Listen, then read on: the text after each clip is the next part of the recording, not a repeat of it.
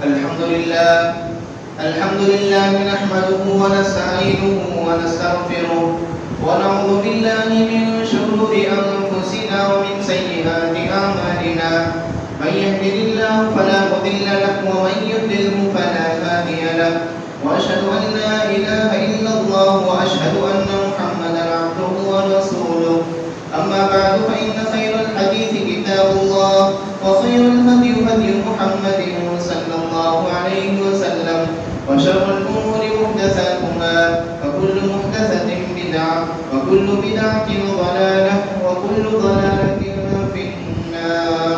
أعوذ بالله من الشيطان الرجيم. بسم الله الرحمن الرحيم. يا أيها الذين آمنوا اتقوا الله حق تقاته ولا تموتن إلا وأنتم مسلمون. يا أيها الناس اتقوا ربكم الذي خلقكم من نفس واحدة وخلق منها زوجها وبث منهما رجالا كثيرا ونساء واتقوا الله الذي تساءلون به والأرحام إن الله كان عليكم رقيبا. يا أيها الذين آمنوا اتقوا الله وقولوا قولا سديدا يصلح لكم أعمالكم ويغفر لكم ذنوبكم ومن يطع الله ورسوله فقد فاز فوزا عظيما. قال الله عز وجل في موضع آخر: أقم الصلاة لدلوك الشمس إلى غسق الليل وقرآن الفجر إن قرآن الفجر كان مشهودا. محترم حاضرین جمعہ، بزرگوں، نوجوانوں اور عزیز بچوں، تمام قسموں کی تعریف، توصیف، بڑائی، بزرگی، عظمت، کبریائی، تحمید، تمجید، تقدیس اللہ رب العالمین کے اعلی وظیفہ ہے، اور پیشبہت اور اسلام ذات مبارکہ مطہرہ پر جن کا نام نامی اسم گرامی احمد مصطفیٰ محمد مصطفیٰ صلی اللہ علیہ وسلم ہے. اللہم صلی علی محمد وعلی آل محمد کما صلیت علی ابراہیم وعلی آل ابراہیم انک حمید مجید. اللہم بارک علی محمد وعلی آل محمد کما بارکت علی ابراہیم وعلی آل ابراہیم انک حمید مجید.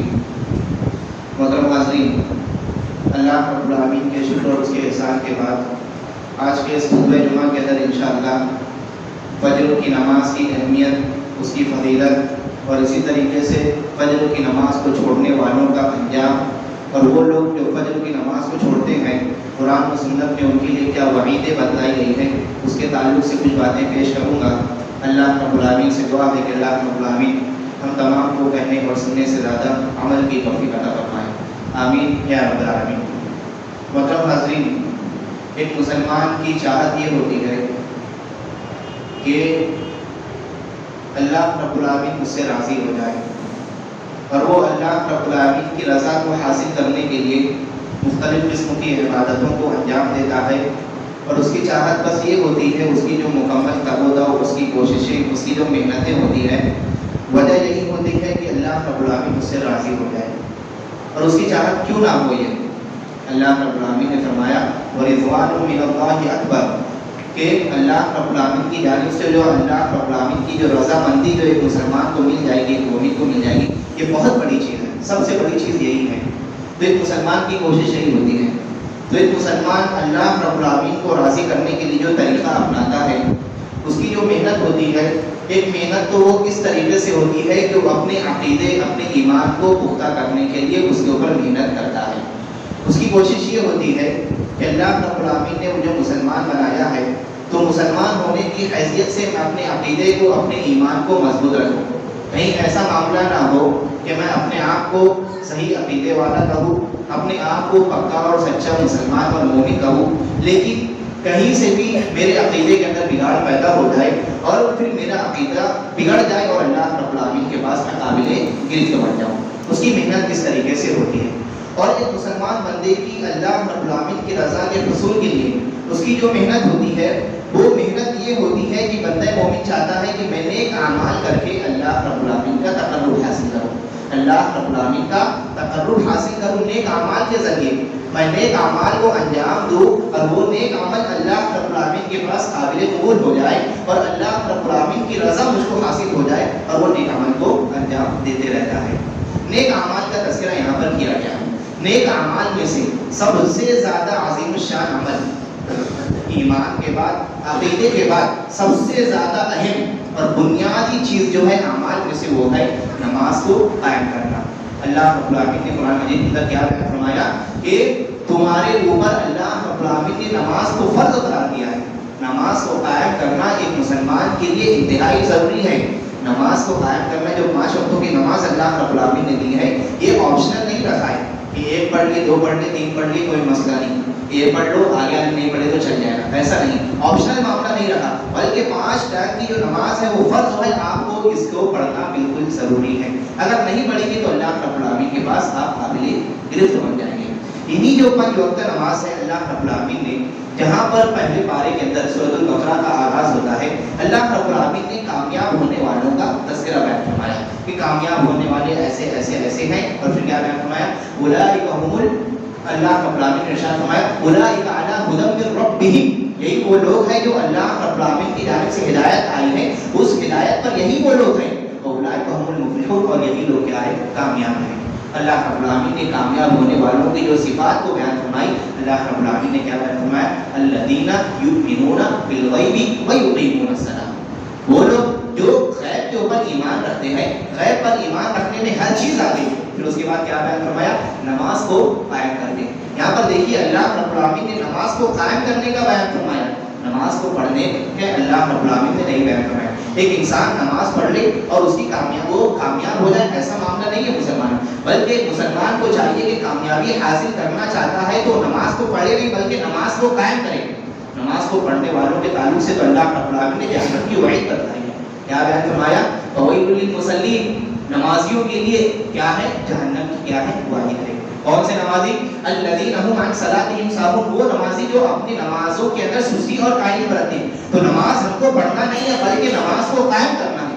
نماز کو قائم کرنے کا مطلب کیا، نماز کو اس کے وقتوں پر ادا کرنا، جماعت کے ساتھ ادا کرنا، سنت کے مطابق ادا کرنا، نماز کے اندر خشوع اور خضوع ہونا، نماز کے اندر اخلاص ہونا، یہ تمام کے تمام چیز کیا ہے، نماز کو قائم کرنا۔ اگر آپ یہ کرو گے تو نماز کو قائم کرنے والے بن جاؤ گے، اور جب نماز کو قائم کرنے والے بن گئے تو پھر معاملہ کیا ہوگا، اولئک هم المفلحون، تم کیا ہو جاؤ گے، کامیاب ہو جاؤ گے۔ یہ 5 وقتہ جو نمازیں ہیں، ان 5 وقتہ نمازوں میں سب سے اہم، سب سے زیادہ فضیلت والی اور اللہ رب العالمین کے نزدیک سب سے زیادہ جو فضیلت والی نماز ہے وہ کیا ہے، فجر کی نماز ہے۔ کون سی نماز ہے وہ، فجر کی نماز ہے۔ یہی وجہ ہے کہ اللہ رب العالمین نے فجر کی نماز کا جہاں پر تذکرہ بیان فرمایا، آپ دیکھ لیجیے قرآن مجید کے اندر دیگر نمازوں کا جب اللہ رب العالمین نے تذکرہ بیان فرمایا تو نام لے کر کے نہیں کہا کہ ظہر کی نماز تم کو پڑھنا ہے، عصر کی نماز تم کو پڑھنا ہے، مغرب پڑھنا ہے، نہیں، نام لے کر اللہ رب العالمین نے کہیں پر بیان نہیں فرمایا۔ لیکن یہاں پر فجر کی نماز کا معاملہ آیا تو اللہ رب العالمین نے فجر کی نماز کا نام لے کر کے کہا کہ تم کو فجر کی نماز کو ادا کرنا ہے۔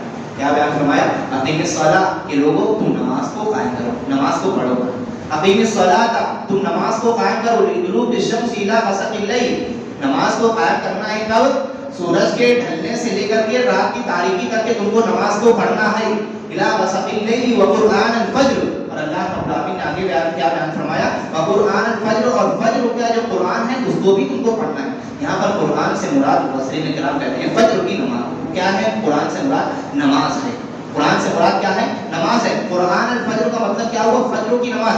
ایک وجہ آپ دیکھ لیجئے، فجر کی نماز میں عام نمازوں سے زیادہ قرآن مجید کی تلاوت کی جاتی ہے۔ فجر کی نماز میں عام نمازوں سے زیادہ قرآن مجید کی تلاوت کی جاتی ہے، اور عام نمازوں کے علاوہ فجر کی نماز میں جو رکعتیں ہوتی ہیں وہ کم ہوتی ہے۔ لیکن آج ہمارا معاملہ کیا ہے، ہم فجر کی نماز کو ادا نہیں کرتے، اگر ادا کرنے کے لیے آ گئے تو ہم مولوی صاحب کو گرفت کے اندر لے کر کے رکھ لیتے ہیں کہ امام صاحب آپ نے فجر کی نماز کو زیادہ لمبی نہیں پڑھانا۔ کیوں؟ مصلیوں کا خیال رکھو، مصلیوں کا خیال رکھنے کو سامنے رکھتے ہوئے اللہ کے رسول صلی اللہ علیہ وسلم کی سنت سے ایک امام کو پیچھے کرواتے ہیں۔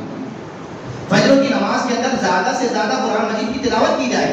اللہ رب العالمین نبی صلی اللہ علیہ وسلم کے ذریعے ہم کو یہ بیان فرمایا، اور کیا بیان فرمایا، ان قرآن الفجر کان مشہودا، بے شک فجر کی نماز میں حاضر ہوا جاتا ہے۔ ابھی حاضر ہونے والے کون ہیں، تو حاضر ہوا جاتا ہے، تو حاضر ہونے والے وہ لوگ ہیں جو اللہ رب العالمین کے خاص بندے ہیں، اللہ رب العالمین کے چنندہ بندے ہیں۔ اللہ رب العالمین فجر کی نماز ہر کوئی نہیں پڑھتا، بلکہ اللہ رب العالمین کی طرف سے جو چنندہ بندے ہوتے ہیں، واقعی اللہ رب العالمین کی طرف سے ان کو توفیق ملتی ہے ہے وہ اللہ رب العالمین کے واقعی نیک بندے رہتے ہیں تو ہی وہ فجر کی نماز کو پڑھتے ہیں. یہی لوگ کیا ہوتے ہیں؟ فجر کی نماز میں حاضر ہوتے ہیں. اور پھر فجر کی نماز میں حاضر ہوا جاتا ہے، اس کا ایک مطلب یہ ہے کہ فجر کی نماز میں فرشتے حاضر ہوتے ہیں. فجر کی نماز میں فرشتے حاضر ہوتے ہیں. فجر کی نماز میں جہاں پر مصلی عام مصلی نماز پڑھتے ہیں، وہیں پر فجر کی نماز میں فرشتے بھی جماعت کے ساتھ نماز کو ادا کرتے ہیں. فرشتے بھی فجر کی نماز کو جماعت کے ساتھ ادا کرتے ہیں. اللہ کے رسول جناب محمد رسول اللہ صلی اللہ علیہ وسلم کا فرمان ہے کہ فجر کی نماز کا جیسے ہی وقت ہوتا ہے تو شام کے فرشتے اور صبح کے فرشتے دونوں آپس میں ملان ہوتا ہے. دونوں فرشتوں کی شفٹنگ چینجنگ کا وہ موقع آ جاتا ہے. رات کے فرشتوں کے جانے کا وقت آ جاتا ہے اور دن کے جو فرشتے ہیں ان کے آنے کا وقت آ جاتا ہے. اور جیسے ہی ملاپ ہوتا ہے تو اس وقت فجر کی نماز کے لیے جماعت کے ساتھ تمام کے تمام فرشتے حاضر ہوتے ہیں. اور جب نماز ختم ہو جاتی ہے تو اللہ رب العالمین کے پاس جاتے ہیں بندوں کے نامہ اعمال کو لے کر کے. اللہ رب العالمین کہتا ہے کیف ترکتم عبادی، کیف ترکتم عبادی، کہ تم نے میرے بندے کو کس حالت میں چھوڑا. حالانکہ اللہ رب العالمین جانتا ہے کہ بندے کس حالت میں تھے، لیکن اللہ رب العالمین کیا کہہ رہا ہے؟ کیف ترکتم عبادی، میرے بندوں کو. اللہ رب العالمین کا یہاں پر بندوں کے تعلق سے اللہ رب العالمین کا محبت کا اظہار ہے. ہم اپنے بچے سے محبت کرتے ہیں، نام اس کا ہے لیکن ہم نام نہیں لیتے، کیا بولتے؟ میرا بیٹا، میرا بھائی، میرا باپ. یہ جو میرا جو لفظ اللہ رب العالمین نے استعمال کیا کہ تم نے میرے بندوں کو کس حالت میں چھوڑا. تو فرشتے کیا کہتے ہیں؟ اتیناہم وہم یصلون اور وترکناہم وہم یصلون. اللہ رب العالمین ہم جب گئے تھے نا تو تیرے بندے نماز کو ادا کر رہے تھے، ہم جب واپس آئے تو تیرے بندے نماز کو ادا کر رہے تھے، اسی حالت میں ہم واپس آئے. پھر اسی طریقے سے عصر کی نماز کا وقت ہوتا ہے، پھر فرشتوں کا ملاپ ہوتا ہے، شفٹوں کی چینجنگ کا وقت آتا ہے، فرشتے کا ملاپ ہوتا ہے، عصر کی نماز کو جماعت سے ادا کرتے ہیں. پھر جب فرشتے اللہ رب العالمین کے پاس جاتے ہیں تو اللہ رب العالمین کے پاس پھر یہی اللہ رب العالمین کہتا ہے کہ تم نے میرے بندوں کو کس حالت میں چھوڑا. کہتے ہیں کہ نماز کی حالت میں ہم نے پایا اور نماز کی حالت میں ہی ہم نے چھوڑا. پھر اللہ کے رسول کہتے ہیں کہ مجھے اس بات کا گمان ہے کہ فرشتے اللہ رب العالمین سے التجا کرتے ہیں کہ اللہ رب العالمین وہ بندے جو عصر کی نماز میں اور فجر کی نماز میں جماعت کے ساتھ حاضر ہے، اللہ رب العالمین کل قیامت کے دن ان کو کیا کر دینا؟ معاف کر دینا. کیا معلوم ہوا کہ فجر کی نماز اور عصر کی نماز اگر ہم جماعت کے ساتھ ادا کرتے ہیں تو وہ یہ نماز ایسی نماز ہے کہ فرشتے ان نمازوں میں حاضر ہوتے ہیں اور فرشتوں کی دعا کے حقدار وہ لوگ بنتے ہیں جو فجر کی نماز میں اور عصر کی نماز میں حاضر ہوتے ہیں. فجر کی نماز کا معاملہ کیا ہے؟ فجر کی نماز کو ادا کرنے والے منتقل ابرار لوگ کہلاتے ہیں. منتقل کا مطلب ہوتا ہے کانفرنس، ابرار کا مطلب ہوتا ہے نیک لوگ. کیا معلوم ہوا کہ فجر کی نماز میں جو لوگ حاضر ہوتے ہیں وہ نیک لوگوں کی کانفرنس ہوتی ہے، نیک لوگوں کی کانفرنس ہوتی ہے. اللہ رب العالمین کے چنندہ بہت ہی خاص بندے اللہ رب العالمین کی عبادت کے لیے فجر کی نماز کو کیا کرتے ہیں؟ حاضر ہوتے ہیں. ذرا سوچئے کہ جب لوگ سو رہے ہوتے ہیں، خواب خرگوش میں پڑے ہوئے ہوتے ہیں اور اللہ رب العالمین کی عبادت کو چھوڑ کر کے خواب خرگوش میں پڑے ہوئے ہوتے ہیں، اللہ رب العالمین آپ کو توفیق دیتا ہے کہ آپ فجر کی نماز کے لیے آتے ہیں. ٹھنڈی کا وقت تو ہے، ٹھنڈا پانی برداشت نہیں ہو، لیکن اس کے باوجود ٹھنڈے پانی سے وضو کر کے آتے ہیں. بیمار تھے، رات بھر آپ سوئے نہیں، رات بھر آپ کی نیند پوری نہیں ہوئی، لیکن اللہ رب العالمین نے بلا لیے فجر کی نماز پڑھنے کے لیے آ جاتے ہیں. بہت ہی چندہ بندوں کو اللہ رب العالمین کیا کہتا ہے؟ فجر کی نماز کی توفیق دیتا ہے. تو ہم میں سے وہ حضرات جو فجر کی نماز کی پابندی کرتے ہیں ان کو اس بات سے اللہ رب العالمین کا شکر ادا کرنا چاہیے کہ اللہ رب العالمین نے ہمیں ان چنندہ بندوں میں شامل کیا جو فجر کی نماز کو جماعت کے ساتھ ادا کرتے ہیں. فجر کی نماز کی اہمیت، اس کی فضیلت یہ ہے کہ اللہ رب العالمین نے جہاں پر فجر کی نماز کے لیے لوگوں کو نماز کے لیے بلانے کا اعلان فرمایا، اذان کے ساتھ ساتھ اللہ رب العالمین نے ایک خاص طرح کا اہتمام کیا، خاص طرح کا الفاظ اللہ رب العالمین نے سکھلا دیا کہ فجر کی نماز کے لیے بلانا ہے تو کس الفاظ کو بھی تم کو استعمال کرنا ہے. کیا بیان فرمایا؟ الصلاۃ خیر من النوم، نماز نیند سے بہتر ہے. سو مت، سو کے اٹھ جاؤ، اللہ رب العالمین کے لیے نماز ادا کرو. یہ جو نیند ہے نا جو خواب خرگوش میں پڑے ہوئے ہو نا، اس سے بہتر ہے کہ تم اللہ رب العالمین کی عبادت کرو، نماز کو قائم کرو. اللہ رب العالمین نے ایک خاص طریقے کا طریقہ اپنایا ہے، نبی صلی اللہ علیہ وسلم کے ذریعے ہم کو بتایا کہ اگر فجر کی نماز کے لیے تم کو بندوں کو بلانا ہے تو کیا کرنا ہے. جہاں پر الصلاۃ خیر من النوم، جہاں پر حی علی الصلاۃ حی علی الفلاح، آؤ نماز کی طرف آؤ، کامیابی کی طرف، وہیں پر تم کو بڑا کر کے کہنا ہے کہ آؤ نماز کے لیے. کیوں؟ کیونکہ نماز نیند سے کیا ہے؟ بہتر ہے. یہ فجر کی نماز کی اہمیت اور اس کی فضیلت یہ ہے مسلمانوں، ایک انسان کو معلوم ہو جائے کہ فجر کی نماز اور عشاء کی نماز کی फजीलत क्या है करने के लिए कहते थे। हज़रत उमर बिन खत्ताब रज़ी अल्लाह तआला अन्हु के ताल्लुक़ से आता है कि फ़ज्र की नमाज़ के लिए हाजिर होते हैं। आप देखते हैं कि उनका एक साथी सुलेमान फ़ज्र की नमाज़ में हाजिर नहीं है, फ़ौरन क्या करते हैं, सुलेमान के घर पर चले जाते हैं। देखिए फ़िक्र कितनी है नमाज के ताल्लुक़ से कि फ़ज्र की नमाज़ में मेरा दोस्त हाजिर नहीं है, क्यों हाजिर नहीं है, फ़ौरन घर पर चले गए। वालिदा से पूछते हैं कि फ़ज्र की नमाज़ के लिए सुलेमान हाजिर नहीं थे, क्या मामला है। वालिदा कहते हैं कि सुलेमान रात भर तहज्जुद की नमाज़ का एहतमाम करते हुए रात भर तहज्जुद की नमाज़ पढ़ रहा था, कब आँख लगे उसको मालूम नहीं पड़ा और फ़ज्र की नमाज़ छूट गई। हज़रत उमर बिन खत्ताब रज़ी अल्लाह तआला अन्हु कहते हैं कि मेरे लिए ये ज़्यादा बेहतर है और ज़्यादा महबूब मुझको ये है कि मैं फ़ज्र की फ़र्ज़ नमाज जो 2 रकात अल्लाह रब्बुल आमीन ने फ़र्ज़ की है, ज़्यादा महबूब ये है कि मैं 2 रकात को नमाज अदा करूँ और रात भर नमाज को अदा ना करूँ। ज़्यादा बेहतर यह है कि फ़ज्र की 2 रकात फ़र्ज़ अदा कर लूँ। और क्यों ना रहे, और क्यों ना ऐसा रहे, यही वजह है कि अल्लाह रब्बुल आमीन ने फ़ज्र की नमाज़ को अदा करने वाले और इशा की नमाज़ को अदा करने वालों को ऑफ़र दिया। क्या ऑफ़र दिया? अल्लाह के रसूल सल्लल्लाहु अलैहि वसल्लम ने बयान फरमाया कि वो बंदा जो इशा की नमाज़ को जमात के साथ अदा करता है, जब जमात के साथ अदा कर लिया तो अल्लाह रब्बुल आमीन उसके नामाए आमाल के अंदर आधी रात तहज्जुद क़यामुल लैल का सवाब लिख देता है। फिर वही बंदा जब फ़ज्र की अज़ान होती है, फ़ज्र की नमाज़ के लिए जब हाजिर हो जाता है और जमात से अदा कर लेता है तो अल्लाह रब्बुल आमीन पूरी रात क़यामुल लैल का सवाब क्या कर देता है, उसके नामाए आमाल के अंदर लिख देता है। उलमा इकराम ने इस हदीस का 2 मतलब बयान फरमाया। एक मतलब तो ये है कि अगर इशा की नमाज़ पढ़ ली, इशा की नमाज़ जमात के साथ अदा की तो आधी रात नमाज़ पढ़ने का सवाब मिल गया। फिर उसके बाद फ़ज्र की नमाज़ अगर अदा कर ली तो फिर आधी रात नमाज़ पढ़ने का सवाब मिल गया और मुकम्मल पूरी रात नमाज़ अदा करने का सवाब मिला। और दूसरा मतलब ये है कि अगर इशा की नमाज़ अदा करता है तो उसको आधी रात क़यामुल लैल का सवाब मिल गया, और अगर फ़ज्र की नमाज़ अगर अदा करता है तो पूरी रात क़यामुल लैल का सवाब मिल गया। गोया कि अल्लाह रब्बुल आमीन के पास उसके नामाए आमाल के अंदर 1.5 रात, कितनी 1.5 रात, 1 और आधी 1.5 रात क़यामुल लैल का सवाब उसके नामाए आमाल के अंदर लिख दिया जाता है। ये फ़ज्र की नमाज़ का मामला है। फ़ज्र की नमाज़ को छोड़िए मुसलमानों, बल्कि फ़ज्र की नमाज़ के फ़ज्र के अंदर अल्लाह रब्बुल आमीन ने जो 2 रकात सुन्नत को मसनून करार दिया है, उस सुन्नत का मामला ये है कि नबी सल्लल्लाहु अलैहि वसल्लम ने बयान फरमाया रकाअतल फ़ज्र खैरुम मिनद दुनिया व मा फ़ीहा, कि फ़ज्र की जो 2 रकात जो सुन्नत है, फ़र्ज़ नमाज नहीं बल्कि 2 रकात जो सुन्नत है, खैरुम मिनद दुनिया व मा फ़ीहा, दुनिया और दुनिया के अंदर जितनी चीज़ है तमाम के तमाम चीज़ों से बेहतर है। आज एक इंसान की चाहत क्या है, बैंक बैलेंस बहुत ज़्यादा हो जाए, बंगला हो जाए, गाड़ी हो जाए, तिजारत में मुनाफा हो जाए। एक इंसान की जितनी भी सोच, इंसान की चाहत कितनी ही क्यों ना हो जाए, लेकिन इन तमाम के तमाम चाहतों को किनारे करके तमाम के तमाम चाहतों से ज़्यादा ये है कि एक इंसान को फ़ज्र की नमाज़ अगर अदा करता है तो दुनिया और दुनिया के अंदर की जितनी चीज़ सबसे बेहतर ये 2 रकात नमाज है। तो इसलिए अगर हमारी फ़ज्र की नमाज़ को छोड़िए, अगर फ़ज्र की अगर सुन्नत भी छूट जाती है तो हमें अफसोस करना चाहिए। हमें अफसोस करना चाहिए कि मेरी 2 रकात फ़ज्र की सुन्नत छूट गई है। दुनिया और दुनिया के अंदर जितनी चीज़ सबसे बेहतर चीज़ थी, लेकिन मैं उसको तर्क कर दिया, छोड़ दिया। अफसोस करना चाहिए। लेकिन मामला क्या है, फ़ज्र की नमाज़ ही अदा नहीं करते, सुन्नत का मामला कहाँ गया।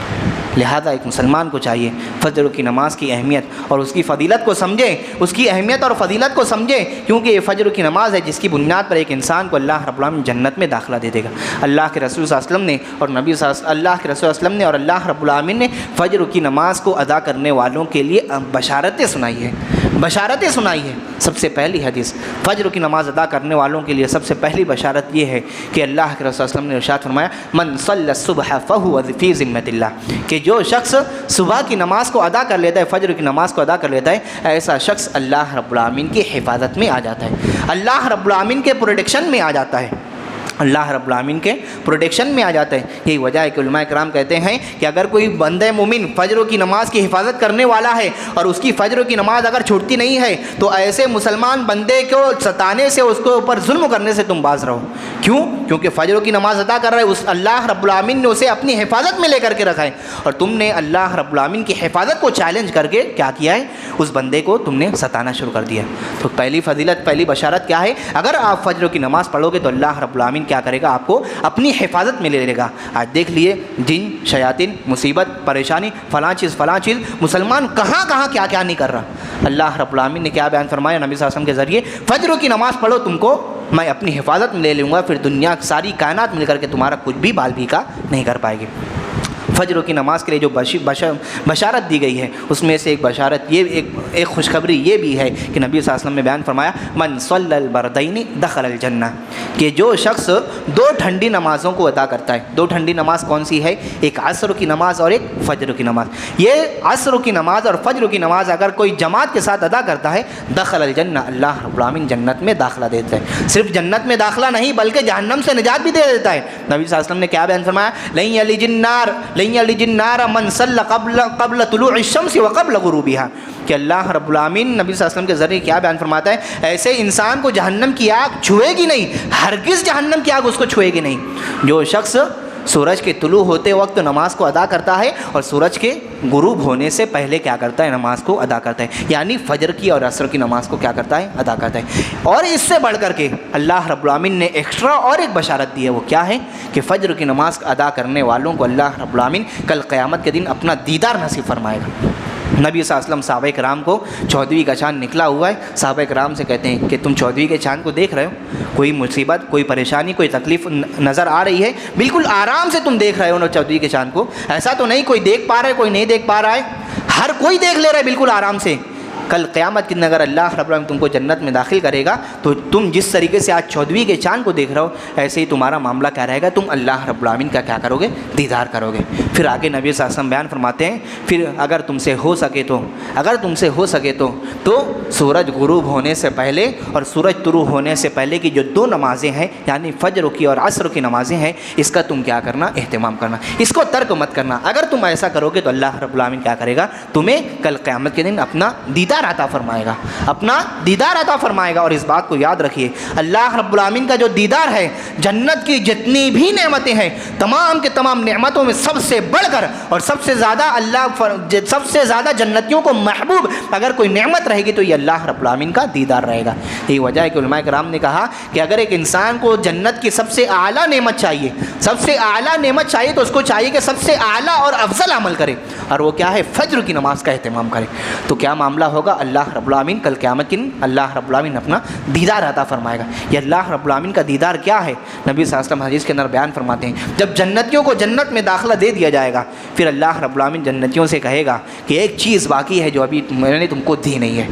جنتی مسکرا دیں گے، اللہ رب العالمین سب کچھ تو نے ہم کو دے دیا، جنت میں داخلہ دے دیا، جہنم سے نجات دے دیا اور ہمارے چہروں کو تو روشن کر دیا، ہمارے گناہوں کو معاف کر کے جنت میں داخلہ دے دیا، اب کیا رہ گیا؟ اللہ رب العالمین کہے گا کہ نہیں ایک چیز باقی ہے، پھر اپنا دیدار اپنے جنتیوں کو کروائے گا۔ جنتیوں کا دیدار اگر ہمیں کرنا ہے تو ہمیں فجر کی نماز کا اہتمام کرنا پڑے گا۔ اسی طریقے سے نبی صلی اللہ علیہ وسلم نے فجر کی نماز ادا کرنے والوں کو ایک خوشخبری یہ بھی بتائی ہے کہ نبی صلی اللہ علیہ وسلم بیان فرماتے ہیں بشر المشائین فی الظلم بالنور التام یوم القیامہ، کہ ان لوگوں کو بشارت دے دیجئے، ان لوگوں کو خوشخبری دے دیجئے جو رات کے اندھیرے میں، جو اندھیرے کی حالت میں چل کر کے اللہ رب العالمین کے لیے کیا کرتے ہیں؟ فجر کی نماز کو ادا کرتے ہیں۔ بشر المشائین فی الظلم، چل کر کے رات کے اندھیرے میں کیا کرتے ہیں؟ نماز کے لیے آتے ہیں، نماز کو ادا کرتے ہیں۔ بالنور التام یوم القیامہ، مکمل نور کے اللہ رب العالمین کی بشارت دے دو۔ کل قیامت کا دن کا معاملہ کیا ہوگا؟ ہر ایک انسان کو چاہے وہ جنتی ہو چاہے وہ جہنمی ہو، ہر ایک انسان کو پلسرات کے اوپر سے گزرنا رہے گا، ہر کسی کو پلسرات کے اوپر سے گزرنا رہے گا۔ اور یہ پلسرات کا معاملہ کیا ہے؟ بال سے زیادہ باریک، تلوار کی نوک سے، تلوار کی دھار سے زیادہ تیز اور رسی کی طرح بالکل لچکدار، اور ایسا پل رہے گا کہ پیر رکھنے کے ساتھ ویسے ہی پھسل جائے، جائے گا۔ ایسے پلسرات کے اوپر اللہ رب العالمین کیا کرے گا؟ فجر کی نماز کو ادا کرنے والوں کے لیے نور عطا کرے، مکمل نور عطا کرے گا، اور وہی نور رہے گا جس کی بنیاد پر کیا کریں گے؟ لوگ پلسرات کے اوپر سے گزر کر کے جنت میں ان کا داخلہ ہوگا۔ اگر نور نہیں رہے گا یا نور میں کمی رہے گی تو کیا رہے گا؟ کٹ کر کے، مر کر کے، گھسٹ کر کے نیچے جہنم کے اندر چلے جائیں۔ تو کیا کرنا ہے ہمیں؟ اگر ہمیں اس خوشخبری کو سامنے رکھتے ہوئے رکھنا ہے اور کیا کرنا ہے؟ اندھیرے میں چل کر کے فجر کی نماز اور عشاء کی نماز کے لیے ہم کو کیا کرنا ہے؟ حاضر ہونا ہے۔ کیا کرنا ہے؟ حاضر ہونا ہے۔ غور کرنے کی بات یہ ہے مسلمانوں، ایک انسان اگر فجر کی نماز کو سویا پڑا رہتا ہے کیا مل جاتا اس کو؟ کیا حاصل ہو گیا؟ آدھے گھنٹے کی نیند، پون گھنٹے کی نیند، 2 گھنٹہ 3 گھنٹے کی نیند، اور کیا مل گیا اس کو؟ کیا حاصل ہو گیا؟ حالانکہ آج دیکھ لیجئے سو کر کے اٹھنے والے 2 الگ الگ کیٹیگری کے لوگ ہیں۔ ایک کیٹیگری تو وہ ہے جو رزاق کے لیے اٹھتے ہیں، اور دوسرے لوگ وہ ہیں جو رزق کے لیے اٹھتے ہیں۔ رزاق کے لیے اٹھنے والوں کا معاملہ کیا ہے؟ وہ فجر کی نماز کے لیے برابر اٹھتے ہیں، اور جو لوگ رزاق کے لیے اٹھتے ہیں تو رزاق ان کو رزق کیوں نہیں دے گا؟ اور لیکن جو لوگ رزق کے لیے اٹھتے ہیں ان کو اس بات کو سوچنا چاہیے کہ اگر آپ رزق کو حاصل کرنے کے لیے 7 بجے کا الارم لگا دیا، 6 بجے 5 بجے کی نماز کا وقت ہے، الارم نہیں لگائے گا، لیکن جاب پر جانا ہے 7 بجے کا الارم لگا کر برابر کیا کر دے گا؟ اٹھ کر کے جاب پر چلے جائے گا۔ یہ لوگ رزق کے لیے اٹھتے ہیں۔ جو لوگ رزق کے لیے اٹھتے ہیں تو بتائیے رزاق کے علاوہ ان کو رزق اور کون دے گا؟ تو ہمیں کیا کرنا ہے؟ فجر کی نماز کا اہتمام کرنا ہے۔ وہ لوگ جو فجر کی نماز کا اہتمام نہیں کرتے، نبی صلی اللہ علیہ وسلم نے ایسے لوگوں کو خبیث کہا ہے۔ ایسے لوگوں کو کیا کہا ہے؟ خبیث ہیں ایسے لوگ، پلید ہیں، ناپاک لوگ ہیں۔ نبی صلی اللہ علیہ وسلم نے حدیث کے اندر بیان فرمایا کہ ایک بندہ مومن جب رات میں سونے کے لیے اپنے بستر پر جاتا ہے تو شیطان اس کی گدی کے اوپر 3 گرہ لگا دیتا ہے اور اس کو تھپ تھپا کے سلا دیتا ہے، 3 گرہ لگاتا ہے، کیا کہتا ہے؟ سو جا، بڑی لمبی رات ہے۔ لیکن اگر فجر کی نماز کے لیے اٹھ جاتا ہے اور فجر کی نماز کے لیے اٹھنے کے بعد سو کر اٹھنے کی دعا پڑھتا ہے تو ایک گرہ کھل جاتی ہے، وضو کرتا ہے دوسری گرہ کھل جاتی ہے، پھر اس کے بعد نماز کی ادائیگی کرتا ہے جماعت کے ساتھ تیسری گرہ کھل جاتی ہے۔ پھر نبی صلی اللہ علیہ وسلم بیان فرماتے ہیں فَأَصْبَحَ نَشِيطًا طَيِّبَ النَّفْسِ، پھر ایسا شخص جب اٹھتا ہے تو بالکل تر و تازہ، شاد و آباد رہتا ہے اور اس بالکل بہترین نفس والا رہتا ہے۔ اور پھر جب دن بھر میں نیک اعمال کے لیے اس کا دل لگتا ہے، نیک اعمال کے اللہ رب العالمین توفیق دیتا ہے، تجارت کرتا ہے تو اللہ رب العالمین اس کے اندر برکت عطا فرماتا ہے۔ لیکن ایسا بندہ اگر کوئی بندہ فجر کی نماز کے لیے اٹھتا نہیں ہے، فجر کی نماز کے لیے اٹھتا نہیں ہے تو تینوں گرہ باقی رہتی ہے۔ پھر جیسے ہی فجر کی نماز چلے جاتی ہے شیطان کیا کرتا ہے؟ اس کے کان میں پیشاب کر دیتا ہے۔ شیطان کیا کرتا ہے؟ کان میں پیشاب کر دیتا ہے۔ آج دیکھ لیجیے ہم کتنے چکنے بنتے ہیں، ذرا سی گندگی لگ جائے منہ ٹیڑھا ہو جائے گا، بغیر صاف کیے گھر سے باہر نہیں نکلیں گے، استری کر کے کپڑا پہنے ہوئے ہیں، استری کے اندر سلوٹ آ گئی، بغیر استری کے بھی گھر سے باہر نہیں نکلیں گے۔ اور ہمارا معاملہ کیا ہے کہ ہم فجر کی نماز کو چھوڑ کر کے ڈیلی روزانہ شیطان کو اپنے کان میں پیشاب کرواتے ہیں۔ ڈیلی شیطان کیا کرتا ہے؟ کان کے اندر پیشاب کرتا ہے۔ پھر نماز کے لیے اٹھا نہیں، تینوں گرہ باقی رہتی ہے۔ پھر نماز کے ختم ہونے کے بعد جب وہ اٹھتا ہے اور نماز کو ادا نہیں کرتا ہے، نبی صلی اللہ علیہ وسلم کیا بیان فرمائے؟ فَأَصْبَحَ کَسْلَانَ، پھر جب وہ صبح کرتا ہے سستی اور کاہلی کی حالت میں، اور پھر کیا؟ خبیث النفس، اور ایسا شخص کیا ہوتا ہے؟ بالکل خبیث بن کے اٹھتا ہے۔ نیک کام کے لیے اس کو توفیق نہیں ملتی، نیک کام میں اس کا دل نہیں لگتا۔ وجہ کیا ہے؟ فجر کی نماز کو چھوڑا ہوا رہتا ہے۔ اور اسی طریقے سے نبی صلی اللہ علیہ وسلم نے فجر کی اور عشاء کی نماز کو چھوڑنے والوں کے تعلق سے یہاں تک کہ بیان فرمایا کہ ایسا شخص کیا ہے؟ منافق ہے۔ ایسا شخص کیا ہے؟ منافق ہے۔ نبی صلی اللہ علیہ وسلم نے بیان فرمایا کہ جو لوگ فجر کی نماز کے لیے جماعت کے ساتھ حاضر نہیں ہو رہے ہیں اور عشاء کی نماز کو جماعت کے ساتھ اگر ادا نہیں کر رہے ہیں تو ایسے شخصوں کے تعلق سے سمجھ لیجئے کہ ایسا شخص کیا ہے؟ منافق ہے۔ تو ہمیں سوچنا چاہیے کہ ہم عشاء کی نماز اور فجر کی نماز جماعت سے ادا نہیں کر رہے ہیں، کہیں ہم منافق تو نہیں ہیں، کہیں ہمارا شمار منافقوں کی لسٹ میں اللہ رب العالمین کے پاس نہ ہو جائے۔ ہمیں سوچنا چاہیے، ایک مومن کو اس چیز کا خوف ہوتے رہنا چاہیے، ایک مومن کو اس بات کے تعلق سے ہمیشہ سوچتے رہنا چاہیے۔ حضرت عمر بن خطاب کا معاملہ کیا ہے؟ خلیفۃ المسلمین ہے، خلیفہ ثانی ہے، لیکن معاملہ کیا ہے؟ اپنے خود کے بارے میں نبی صلی اللہ علیہ وسلم نے جنت کی بشارت دی ہے، عشرہ مبشرہ کے اندر ان کا شمار کیا جاتا ہے، لیکن معاملہ کیا ہے؟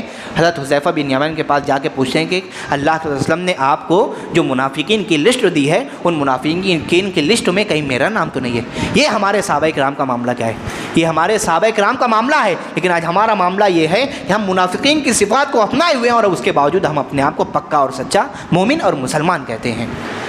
وہ لوگ جو فجر کی نماز کو ادا نہیں کرتے ہیں، کل قیامت کے دن عالم برزخ میں ان کا معاملہ کیا ہوگا؟ نبی صلی اللہ علیہ وسلم کو جب معراج کرائی گئی تو نبی صلی اللہ علیہ وسلم کو مختلف قسم کے عذاب بتلائے گئے۔ ایک شخص کو ایسا بھی بتلایا گیا لیٹا ہوا ہے اور ایک شخص کھڑا ہوا اور بڑا سا پتھر اس کے سر کے اوپر مار رہا ہے، اور جب پتھر مار رہا ہے تو اس کا پورا کے پورا سر بالکل کچل جاتا ہے، بالکل چکنا چور ہو جا رہا ہے، اور وہ کچلنے جیسے ہی پتھر مارتا ہے تو پتھر اچک کے دوسری جگہ چلا جاتا ہے۔ پھر وہ شخص جو مارنے والا ہے وہ شخص پتھر کو لانے کے لیے جاتا ہے، جیسے ہی واپس آتا ہے پھر اس کا سر ویسے ہی بن گیا، ایسے ہی اس کے بار بار اس کے سر کے اوپر بڑا سا پتھر مار کے کچل رہا ہے۔ نبی صلی اللہ علیہ وسلم سے پوچھتے ہیں کہ یہ شخص کون ہے جو اتنا بدترین عذاب اس کو دیا جا رہا ہے؟ نبی صلی اللہ علیہ وسلم کو بتلایا جاتا ہے کہ اللہ کے رسول صلی اللہ علیہ وسلم یہ وہ شخص ہے جو قرآن کو لے تو لیا اور چھوڑ دیا۔ کیا مطلب؟ دین کا علم حاصل کر کے قرآن کا علم حاصل کر لیا، لیکن جہاں پر عمل کی باری آئی اپنے آپ کو کنارے کر لیا۔ آج دیکھ رہی ہے ہمارے سامنے بڑے بڑے علامہ ہیں، مولوی صاحب سے کوئی غلطی ہو گئی، مولوی صاحب کو سمجھانے کے لیے، گیان دینے کے لیے سب سے پہلے آگے نظر آئیں گے، لیکن جہاں پر عمل کی باری آئے تو بالکل کنارے۔ قرآن کو لے تو لیا لیکن لینے کے بعد فوراً چھوڑ دیا، اس کے اوپر عمل نہیں کیا۔ اور دوسری جو وجہ بیان فرمائی اس عذاب کی، کیا بیان فرمائی کہ فرض نماز کے وقت وہ کیا کرتا تھا، سویا پڑا رہتا تھا۔ اذان ہو رہی ہے، الارم بج رہا ہے، کان کے اندر حی علی الصلاۃ حی علی الفلاح کی آواز آ رہی ہے، لیکن کان میں جو تک نہیں رینگتی تھی، سویا پڑا رہتا تھا۔ یہی وجہ ہے کہ اس کے سر کے اوپر کیا کر رہے ہیں، بڑا سا پتھر مار کے اس کو کیا کیا جا رہا ہے، کچلا جا رہا ہے۔ کیا معلوم ہوا فجر کی نماز کی اہمیت، اس کی فضیلت شریعت اسلامیہ میں بہت زیادہ ہے مسلمانوں۔ ایک مسلمان کو چاہیے کہ فجر کی نماز کا اہتمام کرے۔ اگر فجر کی نماز کا اہتمام کرنے والا بن گیا تو یقیناً وہ اپنے آپ کے بارے میں کہہ سکتا ہے کہ منافقین کی جو ایک علامت ہے کہ فجر کی نماز کو ترک کرنا، یقیناً میں منافق نہیں ہوں کیونکہ میں فجر کی نماز کو پڑھ رہا ہوں۔ اگر منافق نہیں ہے تو اس کے بعد معاملہ یہ ہوگا کہ اللہ رب العالمین اسی فجر کی نماز کی ادائیگی کی بنیاد پر جہنم سے نجات دے دے گا اور جنت میں داخلہ دے دے گا۔ ایک مسلمان کی کوشش، اس کی تغدو، اس کی اللہ رب العالمین کی رضا کرنے کے لیے، رضا حاصل کرنے کے لیے جو نماز، روزہ، حج، زکوٰۃ، جو عبادات کو انجام دے رہے ہیں، معاملات کو اللہ رب العالمین کے بتائے ہوئے طریقے اور نبی صلی اللہ علیہ وسلم کے بتائے ہوئے طریقے کے اوپر جو اعمال کو انجام دے رہے ہیں، اس کی وجہ کیا ہے، کیا چاہتا ہے، کیا حاصل کرنا چاہتے ہیں؟ یہی تو جنت میں داخلہ ہے نا، جہنم سے نجات ہے نا۔ اللہ رب العالمین نے صاف طور سے بیان فرما دیا کہ حقیقی نجات یہی ہے، کہ حقیقی کامیابی یہی ہے کہ ایک مسلمان جہنم سے نجات حاصل کر لے اور جنت میں اس کا داخلہ ہو جائے۔ اللہ رب العالمین نے کیا بیان فرمایا، فمن زحزح عن النار وادخل الجنہ، کہ جس شخص کو جہنم سے بچا لیا گیا، وادخل الجنہ، اور پھر جنت میں داخلہ دے دیا گیا، فقط فاز، یہی شخص کیا ہے، کامیاب ہے۔ یہی شخص کیا ہے، کامیاب ہے۔ کامیابی حاصل کرنا ہے، دنیا کی کامیابی کو کنارے رکھتے ہوئے آخرت کی کامیابی کے حصول کے لیے تگ و دو کیجیے۔ آخرت کی کامیابی حصول کے لیے اپنے نفس کو ماریے، اپنی خواہشات کو ماریے۔ لوگ کیا کہہ رہے ہیں، لوگ کیا چاہتے ہیں، لوگوں کی کیا چاہت ہے، اس کو کنارے کر کے اللہ رب العالمین کی چاہت کو سامنے رکھتے ہوئے 5 وقتہ نمازوں کی پابندی کیجیے۔ بالخصوص فجر کی نماز کا اہتمام کیجیے۔ کیوں؟ کیونکہ فجر کی نماز کا اہتمام کرنے والے کے تعلق سے صحابہ کرام کیا کہتے تھے، ایسا شخص مسلمان ہے، مومن ہے، یہی وجہ سے فجر کی نماز ادا کر رہے ہیں۔ اگر فجر کی نماز ادا نہیں کرتا تو کیا بولتے، تو منافق ہے، تو منافق ہے، تو مومن مت بول اپنے آپ کو۔ اللہ رب العالمین سے دعا کرتے ہیں کہ اللہ رب العالمین ہمیں دین کے احکامات کو سیکھنے، سمجھنے اور پھر اس کے بعد اس کے اوپر عمل کرنے کی توفیق عطا فرما۔ اللہ رب العالمین جب تک کہ ہم کو اس دنیا کے اندر زندہ رکھ، اسلام کی حالت میں زندہ رکھ، اور جب بھی ہمارا خاتمہ فرما ایمان کی حالت میں فرما۔ وما علینا الا البلاغ۔